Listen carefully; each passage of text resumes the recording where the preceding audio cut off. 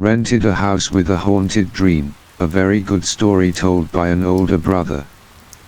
John sat up tiredly on his hands and knees after last night's drinking session. Rinsing his face under the cool water, John gradually remembered what had happened. The story is that he has just been transferred to the inner city, with exciting jobs, and clearly the opportunity for advancement will be easier. To make it easier for him to get to work, he rented an old apartment by accidentally seeing a rental ad online. In addition to being close to work, he was also very satisfied with the rental price, which was very cheap for a so-called fully furnished apartment like this. After cleaning up and buying more household items, he invited a few friends to his new house to eat and drink because of the initial benefits. The cool water made him much more alert. Looking at the clock, it was only 3 a.m. Of course I went back to sleep, because there was nothing else I could do at this time. Lying in bed, he kept tossing and turning even though his eyes were gradually tired again. There was one thing he didn't like about this house.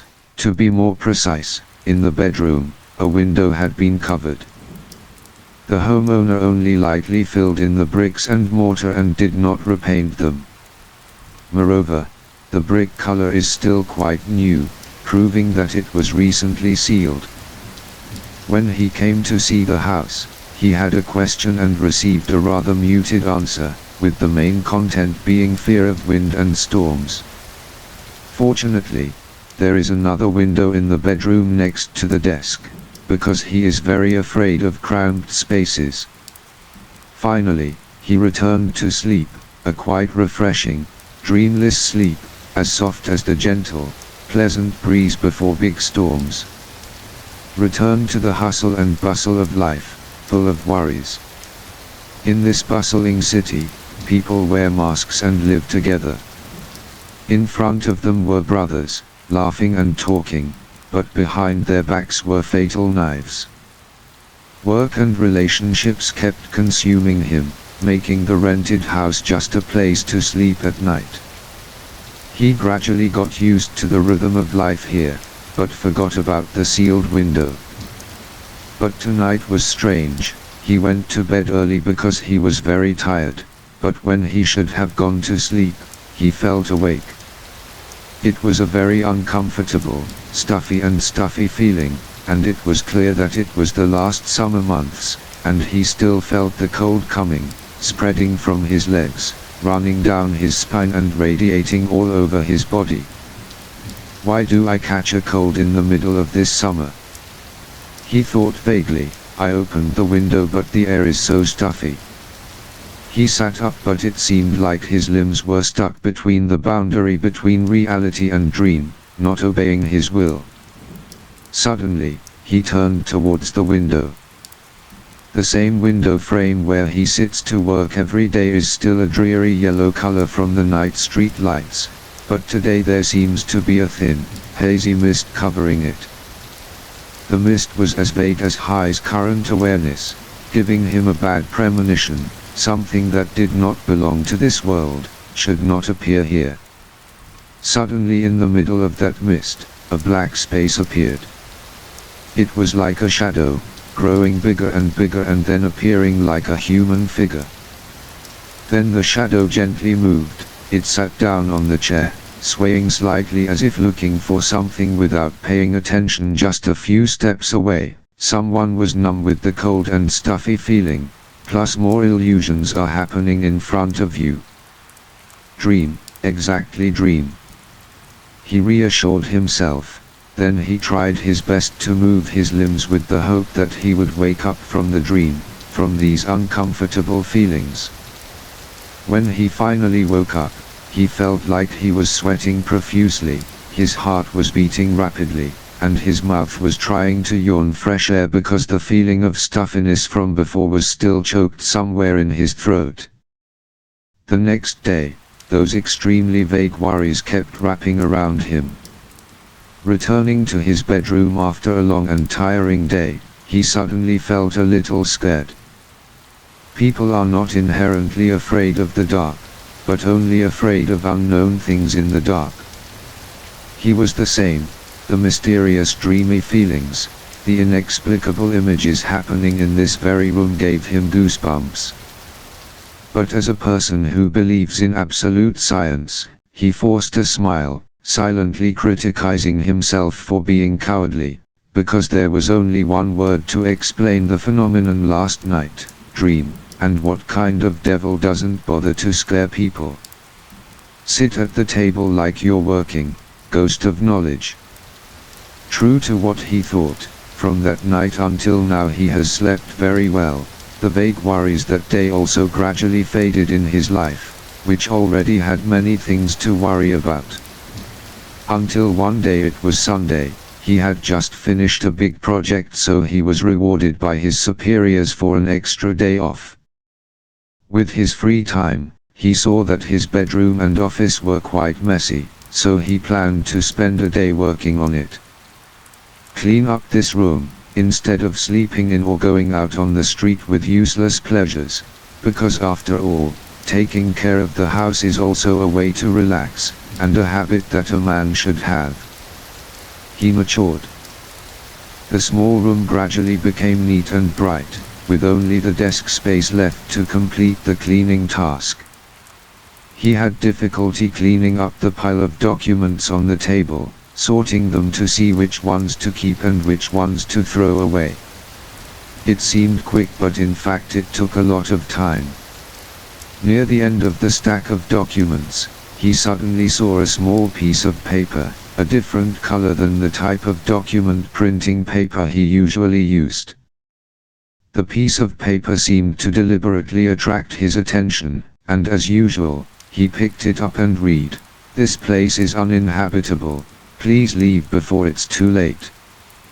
He was surprised. At first he thought that this was a joke by someone in this area, writing a note to tease everyone and then letting it fly and accidentally falling into his room window. But this piece of paper was at the end of the stack of documents, lying quite neatly under the layers of papers, so he was inclined to believe that while printing the documents, this piece of paper was sandwiched between the printed pages without him noticing. Moreover, at the printing place, no one cares about what a piece of paper says, and even if the content of the piece of paper is real, there is no need to talk about this place, not only for the reasons mentioned above, but also for the fact, Mr. seeing that there are still many people renting in this area, and according to the landlord, his room was previously rented by quite a few people. Without thinking too much, he crumpled up the piece of paper and threw it into the bin where he placed discarded documents, not knowing that the story that he would never forget for the rest of his life had actually just begun. It was a dream again, a strange dream, a dream full of fear. He felt like before his eyes was a realistic movie, with dark colors covering the entire scene. He was still standing in that room, but the layout and furniture were quite strange, and moreover, the window next to the bed was not sealed. He was startled to see a girl sitting with her back to him, her hair falling, her shoulders shaking and sobbing.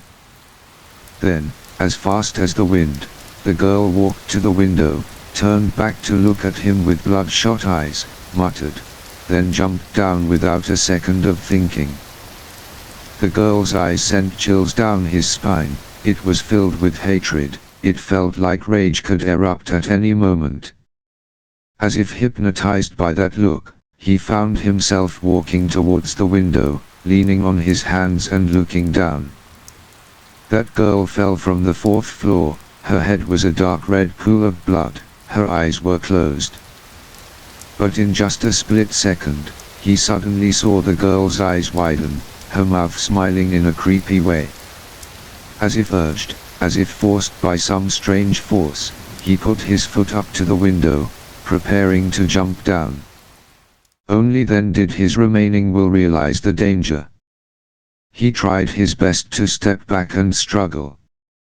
Fear covered his mind, making the only thing he could do was scream and struggle. Then there was that vague feeling of oppression. He felt like he was entering a damp cave, with less and less oxygen to breathe. He tried his best to escape from this trance. Gradually, he became exhausted and could not breathe. He helplessly gave up, letting himself fall into an unknown dark space. Just when hope was running out, suddenly there was a small ray of light shining down, literally, wherever it shone. His body felt lighter, no longer feeling heavy and helpless. Then when that ray of light was so bright, he woke up, he gasped for breath, found himself drenched in sweat, the sun shining on his face. And another strange thing, he was sitting at his desk, holding a crumpled piece of paper in his hand. This place is uninhabitable. Flipping the back of the strange piece of paper, he saw a series of numbers that looked like a phone number. After a moment of hesitation, he picked up the phone and called that number. Who knew it might be the key to his troubled mood right now?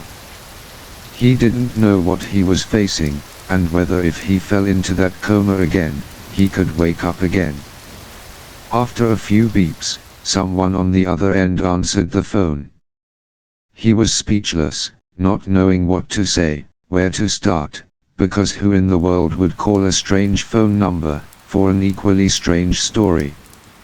On the other end of the line was the voice of a middle-aged man. After a few calls with no response, he hung up and suddenly remembered something. Are you in Blocker on Street B, room XX? He was shocked but still said yes, not forgetting to ask why the other man knew. I know the problem you are having. I'm not sure if I can help you or not, but you should come see me at YY Street number ZZ, at least there is some useful information for you. He was really scared, not only because of the scary dream last night, but also because a strange man knew his address and even sent his phone number through a piece of paper containing a strange message. Least. Or should I follow the warning and move out of here? But now I don't know where to go. Going to the house of friends and colleagues and their families, it's not convenient, and now I won't have time to find a new house. Landlord.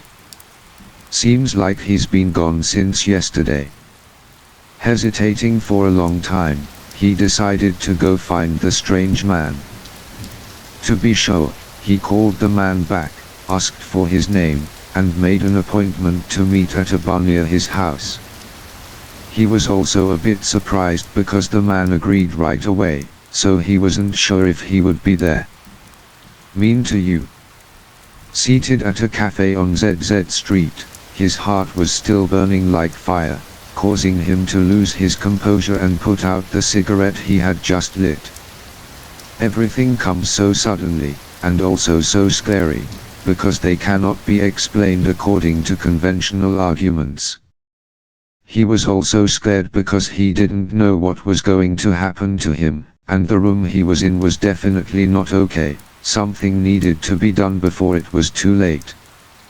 5 minutes later, the strange man arrived. Contrary to his thoughts, he was a rather short, calm middle-aged man, with a gentle face and eyes but hidden somewhere a sadness. Deep sadness. After a few polite words, Kevin, the strange man, spoke up. Paul, my son is the former tenant of the apartment you live in. There are many strange things going on in that room, so you should move out as soon as possible. After a moment of hesitation, the man continued. It said it warned you, but you didn't pay attention, so it asked me to help. After listening, he was still full of doubts. So why doesn't your son come to see you directly? Uncle Kevin turned to look at the busy road, retracted his hands, rubbed them together and answered. It's been gone for more than a year now.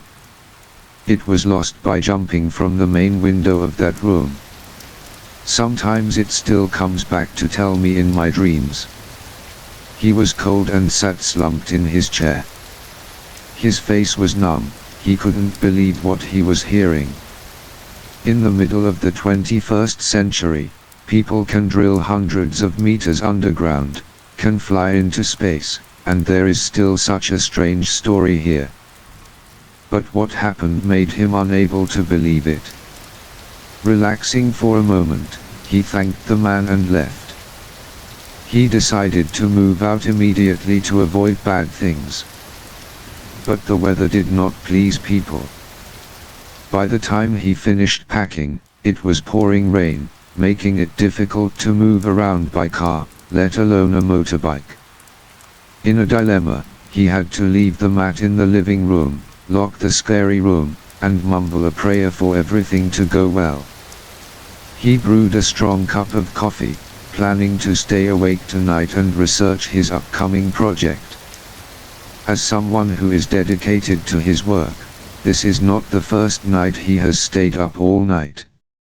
Moreover, there was a vague thought that the strange thing he was experiencing only happened during sleep, so trying to stay awake was probably okay. Sitting peacefully on the sofa, he started working in the flickering light without knowing that tonight would be the most unforgettable night of his life. He suddenly opened his eyes. He wasn't sure when he had fallen asleep. It was clear that coffee was usually very effective for him.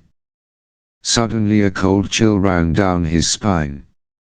He was shocked to discover that he was lying on the bed, in the room that he himself had locked, instead of on the sofa outside the living room.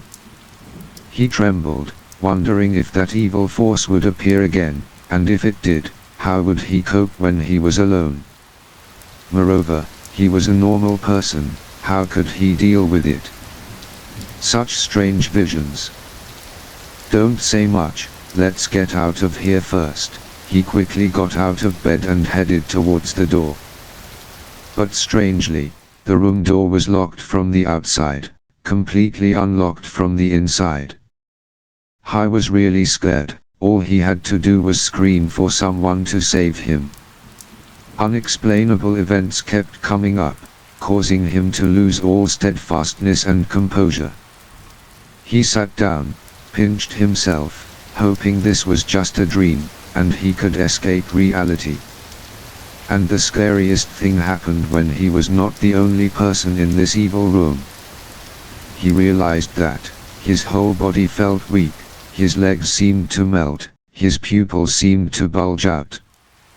In front of him was a strange figure, a girl dressed in white, blurry, with messy hair, blood on her forehead, but especially bloodshot eyes that seemed to glow in the dark. A pair of eyes filled with hatred and indignation, and perhaps just looking at those eyes is enough to reveal the darkest things that each of us is hiding.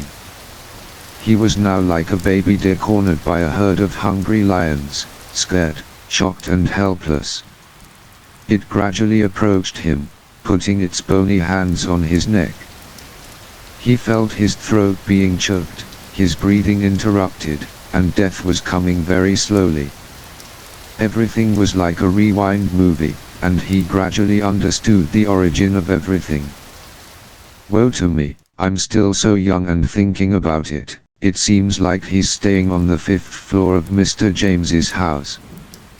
Yes, I heard that this girl was cohabiting with her lover, and after she got pregnant, the other guy took her savings and ran away. It's really cruel. The crowd chatted excitedly while the authorities cleaned up the young girl's body. A brave man promptly raised his hand to stroke her eyes, which were still wide open, filled with blood streaks of hatred. The authorities determined that this was a suicide and did not forget to ask Mr. David, the owner of the boarding house, to install bars on the door of the apartment where the incident occurred. The girl's sudden death ended not long after, but no one knew that her closed eyes once again opened wide. Wake up, John, everything is over. He opened his eyes with difficulty, his limbs were weak, his head felt heavy. Supporting him is the homeowner David, next to him is a virtuous old monk. So I'm not dead, he was happy to realize that he was still lying on the living room sofa. Waiting for him to sit up completely, Mr. David slowly explained. I previously rented this room to a couple. After that, the girl was deceived into losing her love for all her money, so she committed suicide.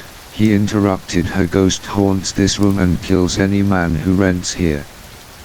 You know that, why do you still have the heart to let someone else rent? He was very angry. Mr. David, the homeowner, was sad and said, because she threatened my family. She forced me to only rent this apartment to men, and my main income also comes from rent. After being silent for a moment, Mr. David continued. Before you, there was a young man named Richard who was also here, and then after just a few months, he also committed suicide by jumping. The scary thing is that the iron bars are bent enough for people to get through, but normal human strength cannot do that. He suddenly understood that that was the reason why the window next to the bed was sealed. Mr. David continued to explain. At that time, no one understood why a kind, funny and energetic guy like Richard committed suicide. Only I knew the reason, and I also knew she was too strong. For my family's safety, I let you rent this apartment again. Luckily, someone tipped me off to a magician who had the talent to exorcise and destroy demons, so I quickly went to invite him, and luckily I was able to save him in time. When the teacher and I broke the door open, he was lying on the sofa, barely alive. Only now did he know that it was Richard's ghost who sent him a warning note. Only then did the magician speak. Buddhism is compassionate. Fortunately, the female donor listened to the sutra and had time to repent, so he was able to escape the fate of killing himself. Whether it is a human or a ghost, it is still necessary to take sensitization as the basis, not to exterminate it. From now on, Mr. John and the boss should cultivate virtue and do many good deeds so that the deceased can quickly be reborn. 5 years later, he had a family and moved his job from the inner city to the suburbs, away from the hustle and bustle of the city. Since that incident, every year on the anniversary of Richard's death, he went to Mr. Kevin's house, held a ceremony with him, and then went to Richard's grave to burn incense. The subtle scent made his eyes red, reminiscing about the unforgettable story of the past, and this is the end of the story. If you find the story interesting, please give me 1 like and 1 subscriber. Hope everyone has fun listening to the story. See you in the next videos. Goodbye.